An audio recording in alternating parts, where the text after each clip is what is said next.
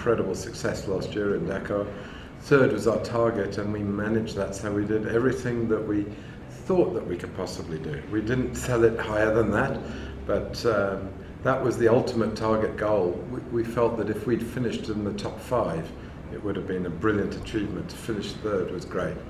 So there's two aspects to making that car better. One is analysing what we had last year and what the challenges were in the race and where we could go faster. Of course, we have that from the drivers' input and feedback. The next is to take those things that we've got, go testing, and we went 7 days in Namibia in the middle of the year to confirm if we were going in the right direction and what we'd designed and conceptualized actually turned into reality. So from that data, we come back and then we design a new car, and it's not completely new. We can't just start from a clean sheet of paper every year, because reliability is a really major factor in this. We can't have trouble on the race. So we must take everything that we've done and streamline it, and when it needs innovation, we really get down to the hard work. Innovate something, test it, and then build it into the new car. And that's where we are today. Well, the regulations, in simple terms, have come to us a little bit and gone away from the other teams.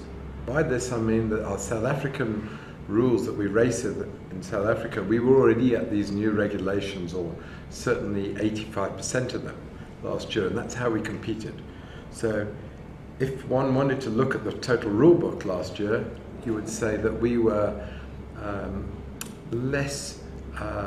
we didn't have as much prototype stuff on the car, because that's not allowed this year, especially the engine. This year we have to use, by the rules, a production engine, and we already used that last year. It means it has to be straight out of the box from the manufacturer, and that means the cylinder block, crankshafts, pistons, cylinder head, camshafts, the real meat of the engine.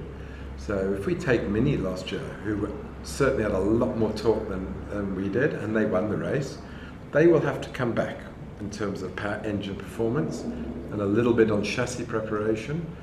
And we were already there, and we've moved forward, so we've come closer together. So how close we are, I'll tell you day 3, day 4 of the race. We'll only know then.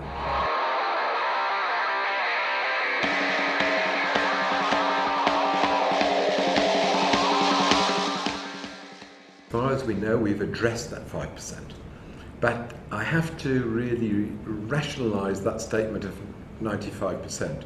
At the speed we were going last year, and how hard the drivers were pushing. Now, they drive these cars fast, or flat out, shall we say, all day long, every day on the race. But when it comes to the really rough sections where the car's jumping in the air, last year we were under strict instructions to the crews that they couldn't leave the throttle flat, wide open over all the rough pieces of terrain. They had to treat the transmission with a bit of respect, because we had not reliability issues, but we knew if we pushed it that hard, it might break.